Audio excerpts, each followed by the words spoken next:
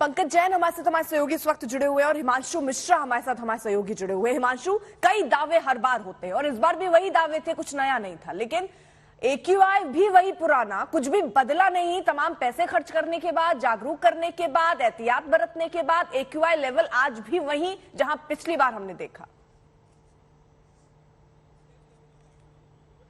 बिल्कुल, और AQI level एक वक्त पे तो 600 के पार पहुंच गया था, लेकिन इसे हम किस्मत कहें कि रात के 1 बजे के बाद, क्योंकि 8 बजे से 1 बजे तक लगातार पोल्यूशन का स्तर बढ़ता रहा था। PM10 और PM 2.5 दोनों खतरनाक स्तर में पहुंच गए थे।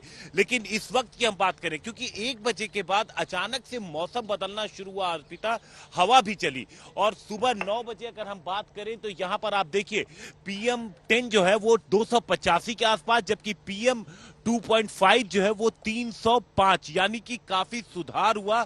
और वो सुधार की जो वजह थी वो ये वजह है कि किस्मत अच्छी थी, हवा चलने लगी और मौसम में परिवर्तन हुआ। लेकिन जिस तरीके से न सिर्फ दिल्ली में बल्कि पूरे दिल्ली NCR में तमाम रोक के बावजूद, तमाम पाबंदियों के बावजूद पटाखे फूटे थे, उसकी वजह से रात 8 बजे से लेकर के 1 बजे तक अचानक से पूरी जो दिल्ली है वहां की हवा लगातार खराब होती चली गई और कई जगहों पर कार्रवाई भी की गई।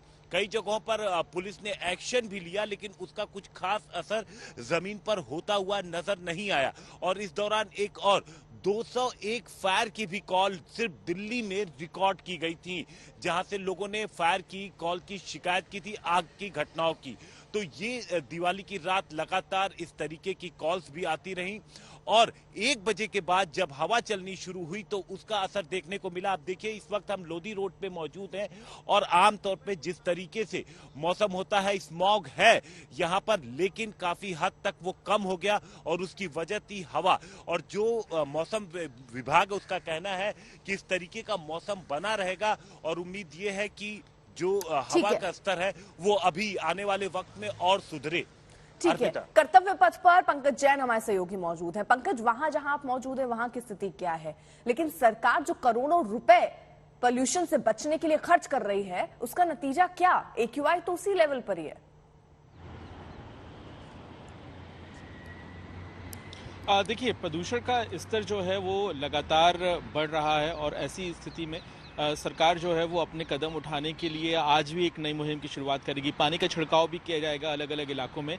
लेकिन मैं आपको बताऊं कि पिछले कुछ सालों का जो हमने अनुभव देखा है, दिवाली की अगली सुबह बहुत ही खराब होती थी। दिल्ली की हवा में प्रदूषण बहुत ज़्यादा होता था, लेकिन सुबह सुबह जब हम घर से बाहर निकले तो हमें ठंड का एहसास हुआ और इस ठंड के एहसास की वजह थी तेज चलती हुई हवाएं। इन तेज चलती हुई हवाओं ने प्रदूषण को दिल्ली से धीरे धीरे दूर करने का काम किया है। इस वक्त हम कर्तव्य पथ पर मौजूद हैं। पिछले साल तक दिवाली की अगली सुबह कर्तव्य पथ से इंडिया गेट नजर नहीं आता था, अभी इंडिया गेट नजर आ रहा है और धीरे धीरे जैसे धूप तेज हो रही है ऐसा लग रहा है कि मौसम साफ होगा। अगली सुबह दिवाली की जब आप घर से बाहर निकलते थे, पिछले साल तक की मैं बात करूं तो गले में आपको खराश होती थी, सांसों में भारीपन महसूस होता था, आंखों में जलन होती थी। आज उससे थोड़ी राहत है। हवा जो चल रही है प्राकृतिक तौर पर कहीं ना कहीं दिल्ली वालों के लिए वरदान साबित हुई है। थोड़ी राहत दिल्ली वालों को जरूर है, लेकिन आने वाले दिनों में मुश्किलें हैं। मुश्किलें इसलिए हैं क्योंकि प्रदूषण का जो स्तर है वो कई गुना ज्यादा सामान्य स्थिति से बना हुआ है। तो इससे जरूर दिल्ली वालों को लड़ना होगा और देखना होगा कि सरकार और एजेंसियां जमीनी स्तर पर क्या कार्रवाई करती हैं। बिल्कुल।